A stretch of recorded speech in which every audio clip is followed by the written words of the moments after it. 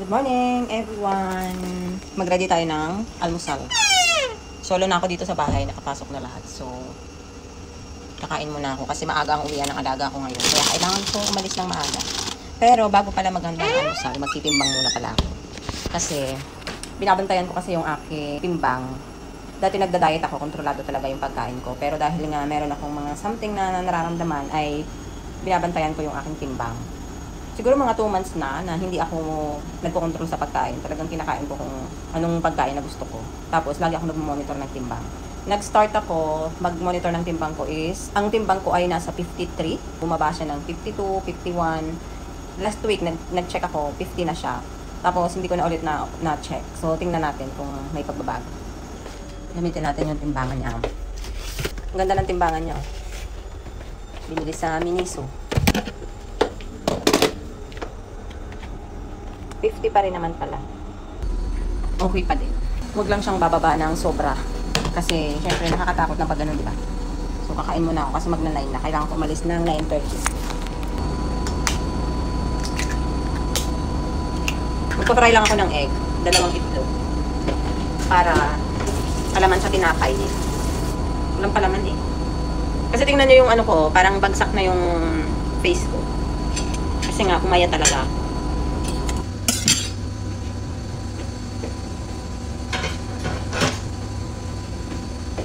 Tingnan nyo yung aking tiyan. Dati malaki yan eh. Ngayon wala. Ano na. Impis na siya. So, fry lang ako ng egg. Lagyan natin ng konting asin. Ang ingay ng washing machine ko. Naglalaba kasi ako. Tapos, lagyan natin ng gatas. Ganyan. Konti lang.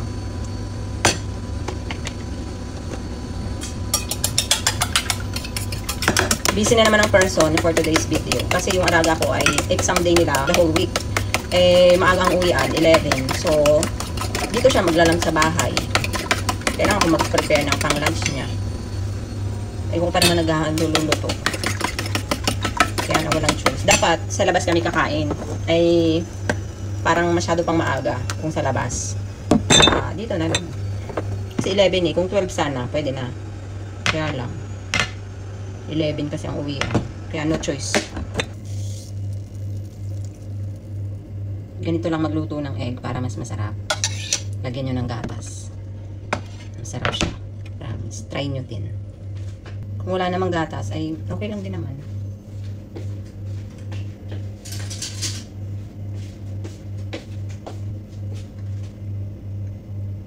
Okay, gutom na talaga. Super gutom ang person. Dapat ang kain ko mga 9:15 pa eh. Pero dahil nga kailangan kong umalis ng maaga, kakain tayo ng almusal muna. Pag may gatas hindi siya dry. Masarap yan. Tapos na yung aking nilalaban pero hindi ko muna siya isasantay. Mamaya na lang. Kakain muna ako kung gugutom na talaga.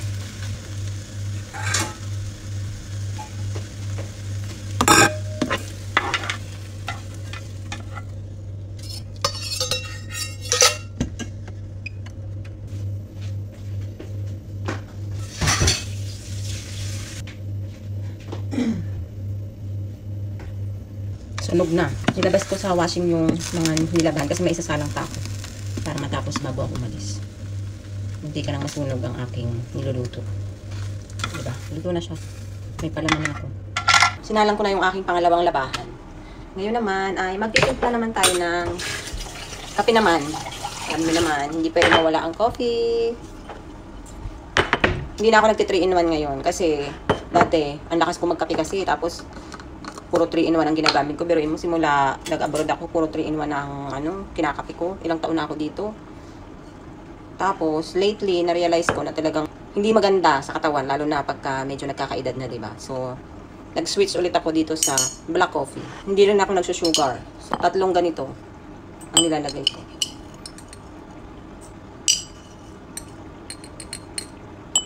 Tatlo. Wala nang sugar dyan. Dati nga hinahaluan ko pa yan ng 3-in-1 eh. Kaya alam, wala. Hindi siya maganda. Masasanay din naman kahit medyo makain. Masarap din naman. Sanayan lang. Yun nga lang talaga. late na ako natutulog. Pero, pag nagising pa ako ng alanganing oras, wala. Hindi na talaga ako nakakatulog. Yung water namin ay hindi na masyadong mainit kasi 50% lang. So, ilalagay ko siya sa microwave para mas lalong uminit. Painit lang ng 1 minute lang. Para mainit-init ang kape. Ito ang aking almusal. Raisin bran. Papainit ko pa sana kaya lang. Laban na yan. Gutom na ang person. Laban na yan, di ba? Painit-painit pa.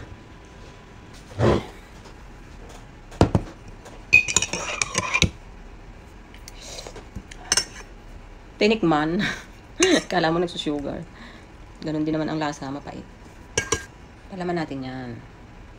Abutan ako ng palaman kaya itlog na lang.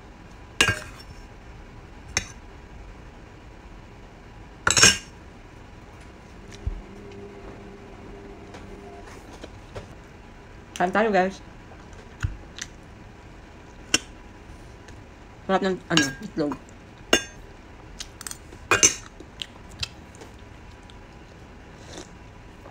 Ang init.